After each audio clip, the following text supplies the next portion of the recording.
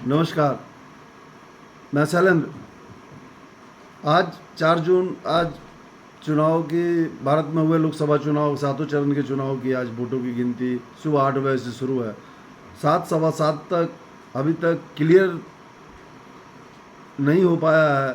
सीटों की स्थिति अभी क्लियर नहीं हो पाई है, साफ नहीं हो पाई है कि किसको कितना सीट मिला है। 7 सवा 7 बजे तक ओवरऑल अगर सारे चैनलों में देखा जाए तो कुछ में 1 का 2 का 3 का अनुमानतः अंतर आ ही रहा है।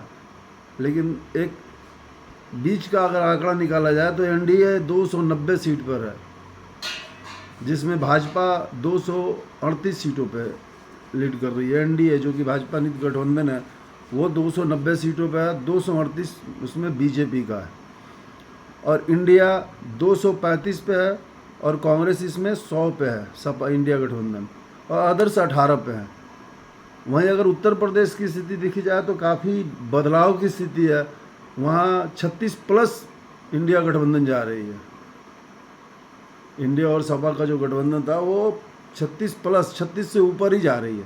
ये भी एक आश्चर्य की बात है। तीसरी बात, अगर हम लोग गौर करें तो इस लोकसभा चुनाव में सारे के सारे एग्जिट पोल फेल हो गए, किसी का एग्जिट पोल चला नहीं। भारतीय मतदाताओं ने क्या नरेंद्र मोदी को स्वीकार करना कम कर दिया या स्वीकार किया, पता नहीं चल रहा है। चूँकि उन्हें पूर्ण बहुमत, भाजपा को पूर्ण बहुमत नहीं आई, जबकि चुनाव के पहले ही वो 370 का दावा ठोक रहे थे कि 370 भाजपा और 400 पार एनडीए। लेकिन उस स्थिति में अभी तक 238 सीट का कभी ऊपर जाना कभी नीचे आना कुछ समझ से बाहर है। तो भारतीय मतदाताओं ने नरेंद्र मोदी को क्या स्वीकारना कम कर दिया या अस्वीकार कर दिया? क्या यह राहुल गांधी का भारत में सबसे बड़े नेता के रूप में उभरना भी माना जा रहा है या माना जा सकता है? यह उल्लेखनीय उपलब्धि भारतीय राजनीतिक परिदृश्य में संभावित बदलाव का संकेत दे रही है, लेकिन और ये बताती है कि राहुल गांधी द्वारा पार्टी में किए गए राजनीतिक बदलाव ने पूरे देश के मतदाताओं को प्रभावित किया है। राजनीतिक किस्मत के एक आश्चर्यजनक उलटफेर में कांग्रेस पार्टी एक दशक में पहली बार 2024 के आम चुनाव में 3 अंकों का आंकड़ा पार करने की कगार पे है।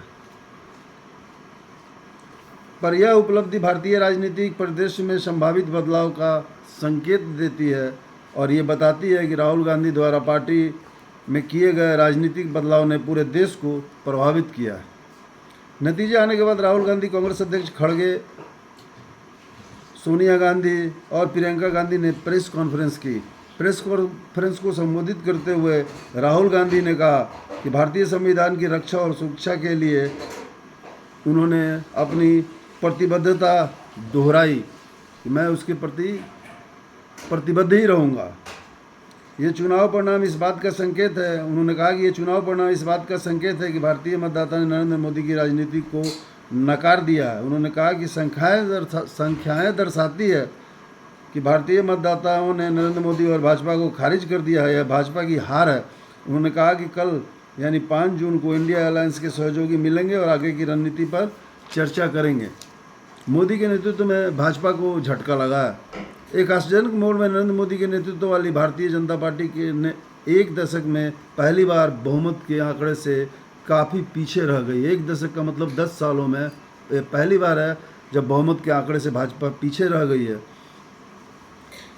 इस कमी का मतलब है कि बीजेपी अब सरकार बनाने के लिए अपने सहयोगियों पर बहुत अधिक निर्भर होगी, जो मोदी के ब्रांड के प्रभुत्व में महत्वपूर्ण कमी को दर्शाएगी और दर्शाता है अगर बनती है तो सरकार। गठबंधन सहयोगियों पर यह निर्भरता पिछले 2 चुनाव के विपरीत है, जहां बीजेपी को स्पष्ट बहुमत मिला था और मिला करता था 2014 में और 2019 में उन्हें स्पष्ट बहुमत मिला था, लेकिन इस बार तो बहुमत ही नहीं आ रहा। सामाजिक न्याय के लिए अंगूठा ऊपर। चुनाव परिणाम राहुल गांधी का सामाजिक न्याय रणनीति का भी महत्वपूर्ण समर्थन रहे हैं। कांग्रेस और समाजवादी पार्टी गठबंधन ने इन प्रमुख निर्वाचन क्षेत्रों में 45 सीटें हासिल करके, उत्तर प्रदेश की बात है ये, 45 सीटें हासिल करके भारी बढ़त हासिल की है, जबकि भाजपा को 31 सीटें मिली है। मैंने बढ़त अभी 45 और 31 का है। बढ़त क्या मतलब, उसमें काफ़ी ज़्यादा क्लियर हो गया, कुछ बचे हुए हैं, लेकिन 45 और 31 का अंतर आ रहा है। 45 सीटें हासिल करके भारी बढ़त हासिल की है, जबकि भाजपा को 31 सीटें पर ही अभी तक कन्फर्मेशन है।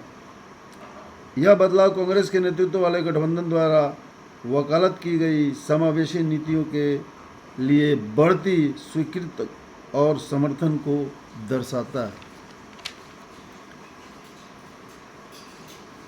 उत्तर प्रदेश पर करीब से अगर नज़र डालें तो डालने पर राजनीतिक बदलाव के पीछे की गतिशीलता का पता चलता है।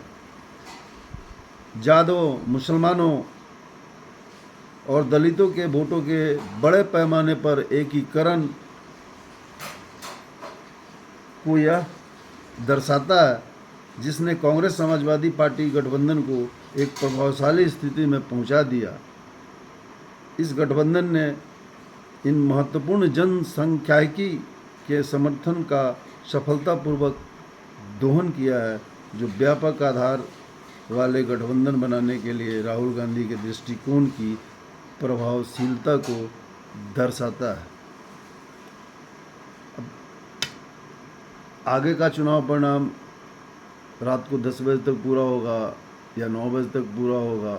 कल 5 जून की इंडिया गठबंधन की बैठक है। आज शाम को भाजपा के भी, एनडीए की भी शाम 6 या 7 बजे से शायद उन लोगों का भी मीटिंग है। अब देखिए क्या होता है, किसकी सरकार बनती है, फाइनल रिजल्ट में कौन सरकार बनाने का दावा करता है। धन्यवाद।